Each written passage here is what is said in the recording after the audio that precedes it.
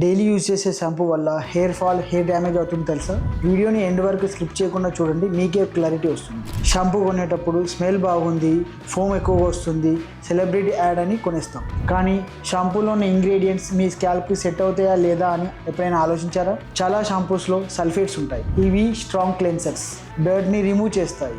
దాంతోపాటు natural oils కూడా strip చేసేస్తాయి.